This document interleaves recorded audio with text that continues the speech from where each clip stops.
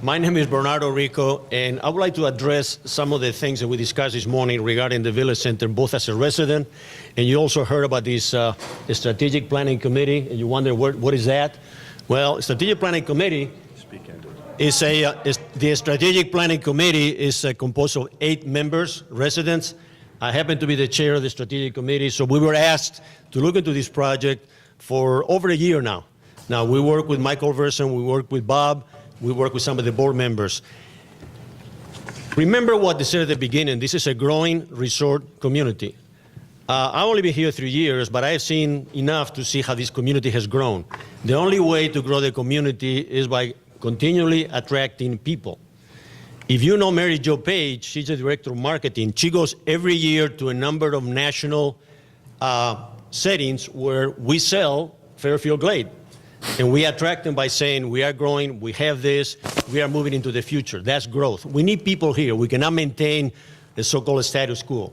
Now, whether pickleballs, some of you may not play pickleballs and you don't care about it, but we need other things. So this is not a project that the board is dumping on you. We've been working on this now for over a year with residents, with members of the community. And we're going to need your input. You heard about this survey that is coming up. Be specific. People talk about, we want more restaurants. So the question is, what kind of restaurants you want? You want variety? You want, what do you want? So pay attention to the survey. We're going to be working on that. And based on your responses now, you're going to be sent to Bob. We're going to try to tailor the survey along those lines so we can answer the questions properly. So be specific. Don't be, I just want something better or bigger. Be as specific as you can. The community is involved. We had 2 meetings already with the Village Mall owners and the church. We were surprised. They are in favor of this. They like to see this because they want to grow also. So they want to have input. Now, Michael Verson offered 3 settings, A, B, C. We may end up with setting F or G. We don't know. It depends on you. It depends on what we need. Again, this is a 5 to 10 year project. We believe so far that maybe having the amphitheater or the bandstand probably is a starting point. It's like the nucleus, because the mirror blast seems to be an area that attracts people. So, and we want to grow along those lines. Hiring the proper developer is going to be the key. What kind of restaurants, what kind of stores, whatever. Another piece that you mentioned, somebody talked about walking trails, a walkable community. We like to have an area that people can come and walk, and they can do other things. So you don't have to go drive here and there. So this is an overall project, and it's going to take 5 to 10 years. We need your input. So feedback to Bob Weber, feedback to any of us, whatever is important. Pay attention to the survey. Just don't say, oh, here comes another survey. I had to spend 2 hours working on this. This is kind of boring. Surveys are boring, okay? I understand that, but they respond to our needs. So let's do that, okay? Thanks, Bernardo. Yes, ma'am. We'll go back and forth. Hi, I'm Jan Dible. I live here in the community. I also work for Wyndham. And I call people before they come in to visit us and try to tell them what there is to see and do in this community and in this area, so they are encouraged to come and stay with us. I think this is a really nice idea. I've got just a couple things. I have no answers. I just wanted to throw them out. One, as far as restaurants, if you talk to restaurant owners in this area, and some of them are new and have started and have failed, it's because they can't find enough help.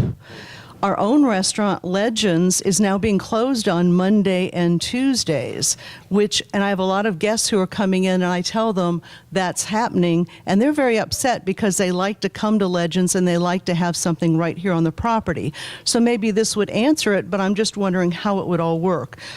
The other thing is the cost of procuring the property that Fairfield Glade proper does not own. And the other thing is we've cut out a lot of the things. We're talking about nightlife and this and that. We've cut down, like on karaoke, that again, a lot of the people who come to stay at Wyndham liked and would go to, and are kind of upset that, you know, we're not having it as often and things like that. So these are just some things that I'm looking at this and kind of just some things to throw out. No actual question, just some kind of like the feasibility and the viability, because you have to, it's nice to build a building, but are you really going to have someone there? Is it going to be successful, or will the building be there and then in 10 years down the road, or even 5 years, it's an empty space. Just thoughts. Thank you. Definitely something we have to look at. And with respect to, and you're absolutely right, if you've been to Legends and Fireside, you see a lot of new faces. And likewise at Stonehenge Grill, we've had a lot of turnover, and it's tough finding good help, especially in the food and beverage industry here in Crossville. And in fact, that's actually countywide. That's very difficult for everybody. With respect to Wyndham, what Wyndham has told us that is come to them with a plan, for an individual parcel, and then they will look at that plan and determine what's appropriate for their business situation, what have you. So that's even like Robin Hood Park. Robin Hood Park, Bob mentioned that earlier. We're not talking about existing Robin Hood Park. We're talking about the land south of Robin Hood Park that currently is owned by Wyndham. We have to go to Wyndham and say, here's what we'd like to do. We clearly are going to need a new parking lot, and we'd like to do some other things in that area. So we need to come to them with a plan, and then they will determine whether it's appropriate and, et cetera, with the details. Dwight. Thank you, Bob. My name is Dwight Wages. Surveys are great. I believe them in totally. We have had some surveys come to us, like on SurveyMonkey or whatever, that I think were not very valuable. I would hope when you say you're doing a survey, you have some people, not necessarily just the professionals, but people who know something about it. I would volunteer my assistance in this because I did this as a career. However, sending a survey by email blast or however you're going to do it is not sufficient. You need to get this to all residents, which means you need to probably mail it. I hope that's part of your process, because if you're going to talk about this plan, as great as it is, and I think it's a great vision that you're looking at here, you need to get it to everybody. Question, how many people do we know are on our email blast system of our residents of 7,500 that you just mentioned? Do we know? There's Aaron. I was looking at Aaron, right offhand, you send out a lot of emails, what the number is? Say that again. We have over 8,000 contacts. Over in our 8,000. email list. Yeah. 8,000 contacts can be the same people replying many times. We No, don't have that's 8,000 specific. residents. I don't know how you That's get it. specific email addresses. Okay. Is what well, that is. All I'm saying is if you're going to be doing these kind of things and you want people's input, let's get it to everybody who could potentially have input, Yep. whether that's outside or not, that don't live here. Second comment, and I'm not dredging this up for discussion, but the emotions that were here related to the pickleball court, you're talking about communications. I think if you had called a meeting and said, we're going to talk about the pickleball courts in advance and took the input from the people and their perspective, you'd had less of this issue right now about the money. Someone just said, what did it cost? You said, I don't know, under $200,000 to put a generator in here and make this a facility that would work for everybody. But yet we got a pickleball courts, and I play pickleball. That far fewer than that are going to be using that facility. So it's been stated, remember your community, and let's ask some input ahead of time, announce it so people can come here and give their point of view. Thank you. Just 1 minute. We've got a gentleman right here that, go ahead, Mike. Mike, could you give him or just hold your mic for him?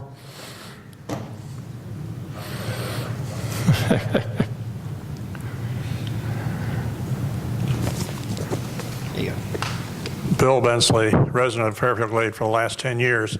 I just have a quick comment about this. Having worked for Wyndham about 4 years ago, at that time we were told that the property where the old hotel was at and around the lake, once that hotel was torn down, it was going to be turned into timeshares, multi-level timeshares, and all the retail space had already been leased underneath the multi-timeshares. Where does that plan stand as of this point?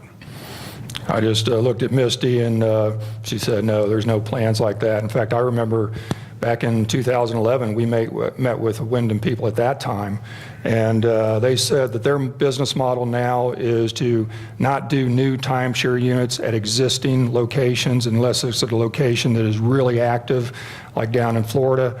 And they're actually looking for new locations because, again, what their customers are looking for is variety. They want new locations to go to every year as opposed to coming back to the same location. So right now, there are no plans by Wyndham, to the best of our knowledge, and Misty just indicated, for any of the Wyndham land in this area.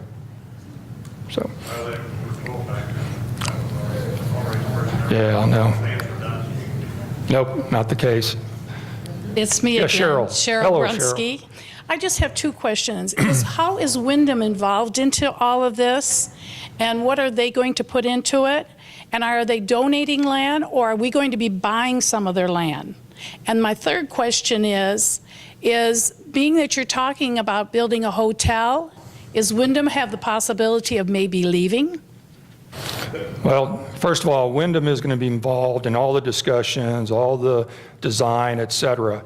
As far as whether they donate land or sell land to us, a lot of that's going to depend on their business interests. So we have no clue at this point in time. Again, our approach is we'll work with them closely. We'll present to them what we want to do for a certain parcel. Then they will determine what's appropriate for their business needs for that parcel.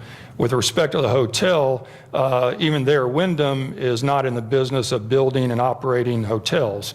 They actually find franchisees to actually own and operate hotels. So that's something that if we do a feasibility study and it indicates that it is feasible to have a hotel here, clearly we're going to talk to Wyndham to say, hey, do you have some franchisees that maybe specialize in this type of hotel that would be interested in doing something here? So, but no, to the best of my knowledge, with all the investment that Wyndham has put into this community in the last 5 years, with upgrading all the timeshare units, the new guest check-in, they're planning on being here for a while. Okay. Good. DJ? Go on. Yeah, I'm DJ Garrison, if you don't know me. 15-year resident here. I just wanted to make two observations. They are not directed at the board or anything. They are observations only. One of the possibilities of comparison that was raised was what's known as the Island or Margaritaville over in Pigeon Forge. My agreement is it is the most beautiful thing you've ever seen in your life. But my observation is that the residents of Pigeon Forge were not asked to come up with any money to make that happen. They had a cornerstone business that created that. And yes, it would be great if we could do a similar thing, if we had a cornerstone business that wanted to come in here and help, finance this mall that we want. It would be fantastic. The other observation that I have is we just left Fairfield Bay 2 weeks ago. It is a disaster. The businesses have shut down. The mall that they built is in disrepair. The parking lots are in disrepair. I would hate to use them as an example of what we should try to accomplish. Oh, no, I was only using them as an example that evidently they are going to get a hotel there, which surprised me, quite honestly, but that's what the GM told me. So, yes, sir. I'm Jim Grease, and since I use Stonehenge every day to get up to my house north there, how much traffic are we looking at increases here? You're already talking a stoplight and a turnabout. For us that are north of there, how are we going to get down to Peavine anymore? Well, again, that's the area that we're talking about here is all 4-lane.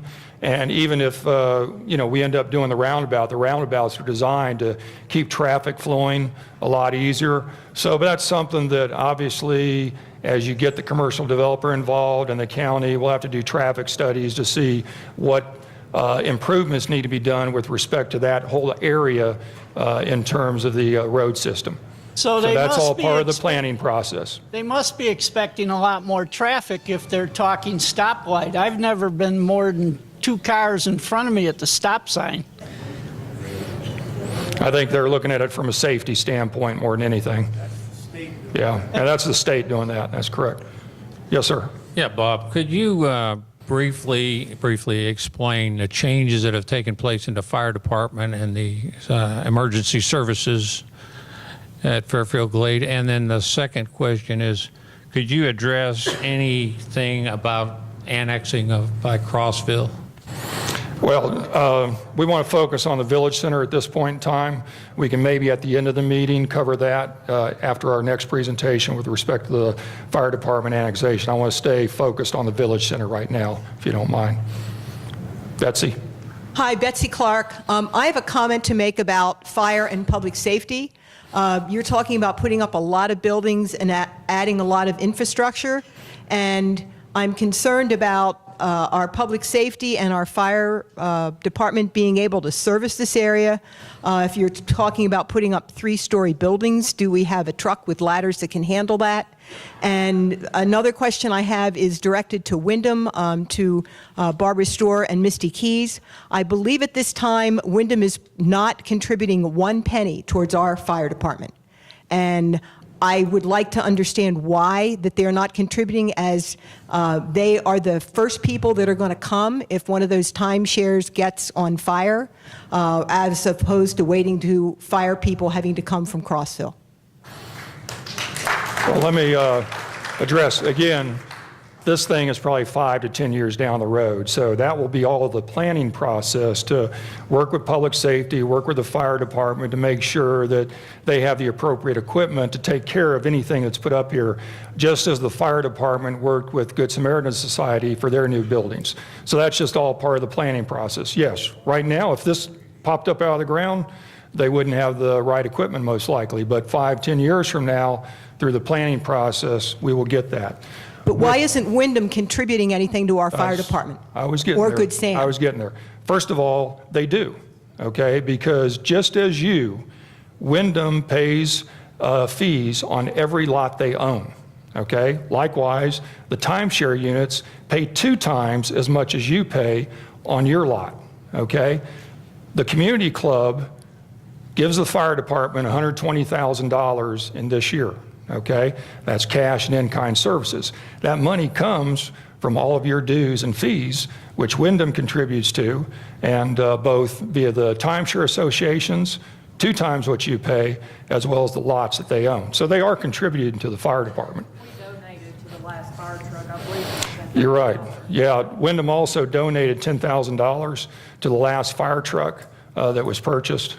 So yeah, they're donating. They recognize That's the kind of thing that needs to be made known so that people understand that they are contributing extra money. Mm-hmm. And I thank them for that. Okay. Yes, sir. Yes, my name's Ed Ostrowski, a 16-year resident here. And I'm wondering at what point in this kind of development are we going to be forced into incorporation? Well, I don't think this development itself has an impact on whether you incorporate or don't incorporate, quite honestly. And so before a major investor comes in, aren't they going to expect certain demands for city services and such? Well, we provide all the services other than Crab Orchard Utility provides the water service. They're not part of the city, but we provide sewer, sanitation. VEC provides electric. If I'm a commercial developer, I don't want to be in a city because that's just more taxes that I'm going to have to pay. As long as I can get the services without paying the extra taxes, I love that. So no, I don't see that. I think it's a benefit, from that standpoint. Now, as part of this, though, we would envision that this whole area, would be part of the community club, and they would actually pay dues to the community club. Right now, commercial areas don't pay any dues to the community club, and that's just the way it was set up many years ago. So we would hope that as part of this whole process, that whatever ends up here, that those entities would be dues-paying members of the community club. And we would also have the control over them with respect to architecture, et cetera, so that, we have a nice, vibrant village center area. So, any other questions? Last call. Okay, we're going to move right into the next presentation on the amendments. Let me Yes.